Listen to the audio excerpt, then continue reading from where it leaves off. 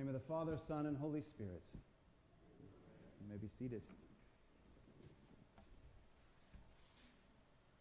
Most of you know that I went to a seminary where we had to take 2 preaching classes, and in one of them, the most important one for me, the teacher said, "Jake, you're really comfortable standing behind the lectern and reading." And I said, "Well, yeah, I'm an Episcopalian." He said, "You don't get to do that for the whole semester."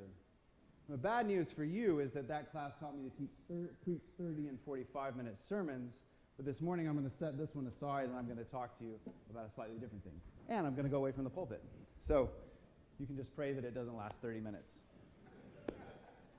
All right, so I think there are 2 things we can take out of the gospel this morning, and that's what I want to focus on. One is if we put ourselves in the place of Bartimaeus, the blind beggar. And the other is if we put ourselves in the place of the disciples following Jesus. So we're going to start thinking about ourselves as blind Bartimaeus. And this speaks to the individuals among us, all of us, each one of us, which is, here he is sitting there, and he recognizes Jesus, Son of David. And this picks up on what we have been reading over the past few months. The disciples are on the way to Jerusalem with Jesus, and he keeps trying to teach them he is a different kind of Messiah. They don't understand. In fact, the question Jesus poses to Bartimaeus in this reading, "What do you want me to do for you?" is the same thing he posed to James and John when they came to him last week, saying, "We want to sit at your right hand and your left hand." Exact same phrase, which means that Bartimaeus understands who Jesus is, who he is as the Messiah, which is why he calls him Son of David. So here is this person sitting there, and he hears words that Jesus, the person who can heal him, who can save him, which is the word that's translated as healing in our passage, this Jesus is coming. And so he shouts for him. And the crowd keeps him away, right? They tell him to be quiet. But he's so convinced that this Jesus guy is important for him that he shouts even more loudly, "Son of David, have mercy on me." And Jesus stops. Here he is in the midst of a crowd. And you can imagine the crowd continuing to go until they realize, wait a second, Jesus isn't moving. So they stop and they kind of turn back to see what's going on. And he summons the man. And now that crowd changes their tune. Now they are not telling Bartimaeus to be quiet. They're saying, "Take heart. Go. He wants to see you." Bartimaeus jumps up. That's the word. He jumps up and he runs. And then he gets to Jesus. And Jesus would know what this man wants. This man wants to be healed. But he doesn't say that. He doesn't just assume. Instead, Jesus takes a second and says, "What do you want me to do for you?" And then the man responds, "My teacher." And that word, "my teacher," appears only one other time in the New Testament, and it's in the words of Mary Magdalene when she sees and recognizes Jesus after the resurrection, and she says, "Rabboni." John writes that word in, Rabboni, my teacher. So here is this blind man in the gospel seeing Jesus for who he is, in spite of the fact that he can't see with his eyes, in a way that the disciples cannot see. He doesn't say, "My king, you who's going to overthrow Rome when you get to Jerusalem." No, he says, "My teacher," right? "You have something to teach me." And then he says, "I want to see." And he asks for healing, right? He doesn't, like James and John, ask for power and prestige and honor. He asks for healing. So, if you were to put yourself into his position, you are blind Bartimaeus. What's keeping you back from Jesus? Like those disciples who tell Bartimaeus to be quiet. What's making you need to shout louder? "Son of David, have mercy on me." And also, and I asked this last night at the Labyrinth service, what is it that's helping you get to Jesus? Those disciples, as they turn and say, "Come on, he wants you to come see him." So those are the questions for you this morning. What's keeping you from Jesus and what's helping you get there? Because ultimately, Jesus wants you to come and stand in front of him, for him to ask you the question, "What do you want me to do for you?" Right? That's the question for each and every one of us here. What's holding us back from Jesus? And how can we shout louder so we can get to him anyway? And what helps us on the way so that we can get to the place where he can ask us, "What do you want me to do for you?" And then what are you going to say? So that's the first thing. thinking about how this impacts you individually, right?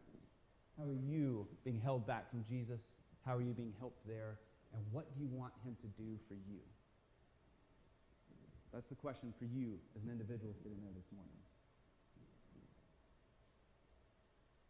Now, for us as a church, St. Bartholomew's Episcopal Church at 1900 Darby Drive, we have to think about ourselves as those disciples, because that's what we are.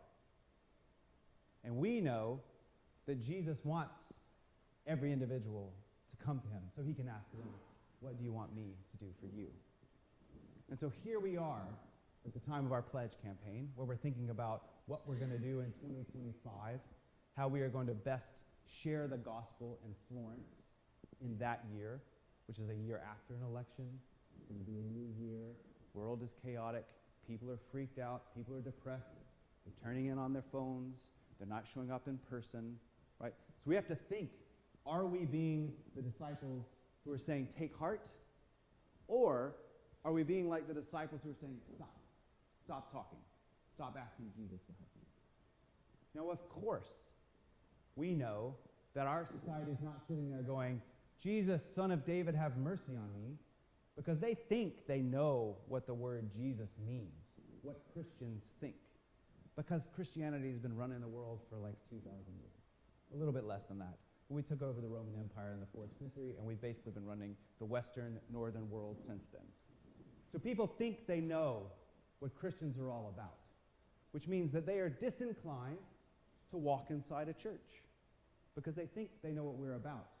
And I'm lumping us in with our friends right over there, with the Baptists, because they think all Christians are the same.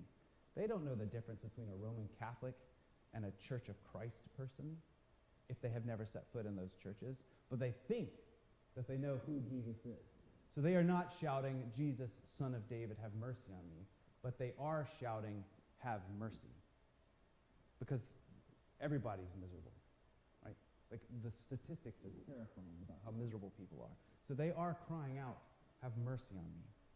And it is entirely possible that Christians are now those disciples who are saying, shh, be quiet. Just do church the way we have always done it. Because that's how it's supposed to be done. And the question for us is, what if that's making us, if we think the way we've always done it, what if that's making us those disciples telling people, and we're doing it accidentally, as Christians, what if we are accidentally saying, stop? And so they're calling out even louder, Son of David, have mercy on me. And the question for us, because we know Jesus has stopped, and Jesus wants us to go and say, take heart. He's calling for you.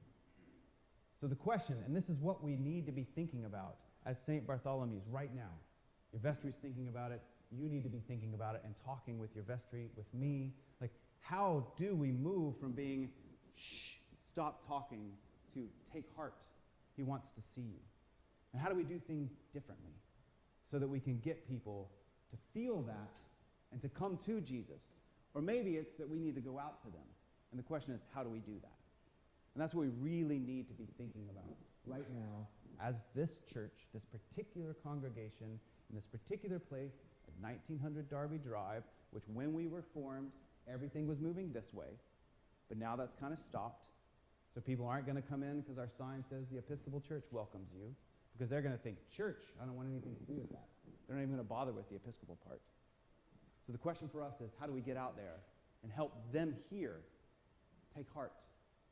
He wants to see you. So that then they can come and hear Jesus say to them, through us, what do you want me to do for you? So that's the question. We need to ask Jesus, help us see how to bring people to you, so that then he can ask them, like he asks you, what do you want me to do for you?